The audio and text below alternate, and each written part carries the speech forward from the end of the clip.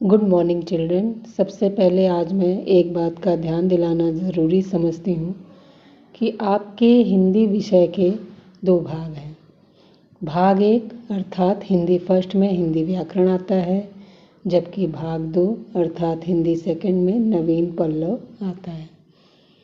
अपने पिछले 2 वीडियो में अभी तक मैंने आप लोगों को हिंदी पल्लव से पाठ 1 मेरा प्यारा देश महान पढ़ाया, अतः पाठ 1 आपका कंप्लीट हो गया। ये आपकी हिंदी बुक हिंदी व्याकरण एवं रचना है। आज मैं आपको हिंदी व्याकरण अर्थात हिंदी फर्स्ट से पाठ 1 भाषा पढ़ाऊँ। पाठ 1 भाषा यानी लैंग्वेज।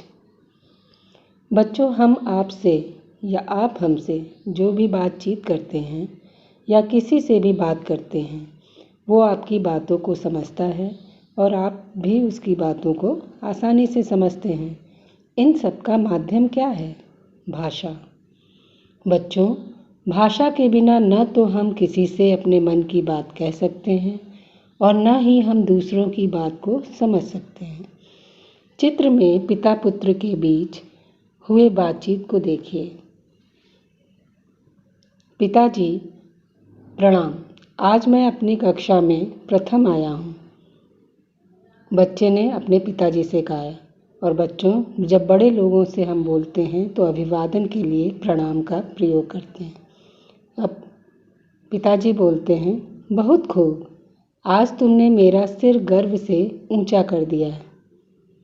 उपर्युक्त चित्र में बेटा अपने पिताजी को अपना रिजल्ट दिखाकर और बोलकर अपनी बात को उन तक पहुंचा रहा है। पिताजी उसकी बात समझकर उत्तर दे रहे हैं। जिस साधन के द्वारा हम अपने विचारों का आदान प्रदान करते हैं उसे भाषा कहते हैं।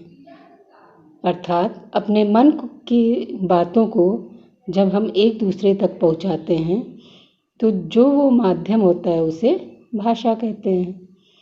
भाषा के प्रकार, काइंड्स ऑफ लैंग्वेज। मुख्यतः भाषा के 2 प्रकार होते हैं, मौखिक भाषा यानी ओरल लैंग्वेज, लिखित भाषा अर्थात रिटेन लैंग्वेज। मौखिक भाषा से क्या तात्पर्य है? बोलकर। मौखिक यानी बोलकर।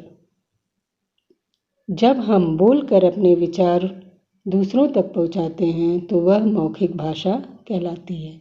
लिखित भाषा, जैसा कि लिखित से तुरंत समझ में आ रहा है कि लिख कर, अर्थात जब हम लिख कर अपने विचार दूसरों तक पहुंचाते हैं तो वह लिखित भाषा कहलाती है।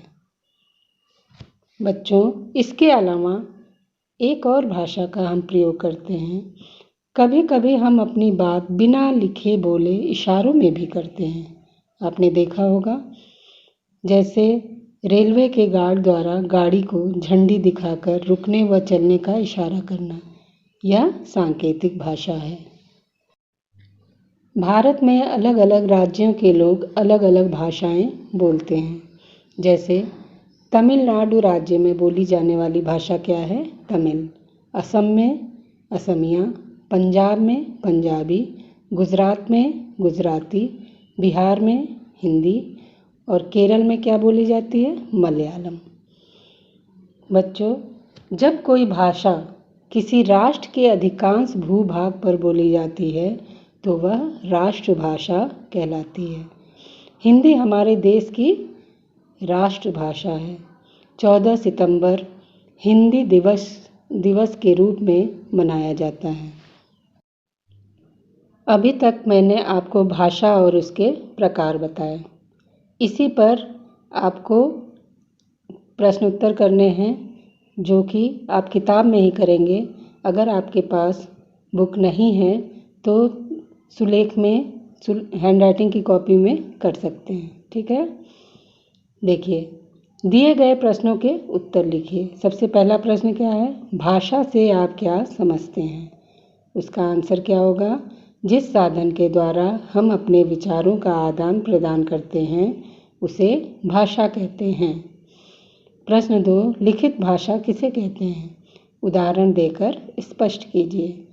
इसका आंसर क्या होना चाहिए? जब हम लिखकर अपने विचार दूसरों तक पहुंचाते हैं तो वह लिखित भाषा कहलाती है। प्रश्न 3, राष्ट्रभाषा किसे कहते हैं? जब कोई भाषा किसी राष्ट्र के अधिकांश भूभाग पर बोली जाती है तो वह राष्ट्रभाषा कहलाती है।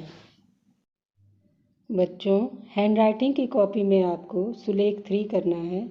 एक पेज बहुत सुंदर हैंडराइटिंग में लिखिएगा। मौखिक, लिखित, सांकेतिक, राष्ट्रीय, विभिन्न। ठीक है? Thank you.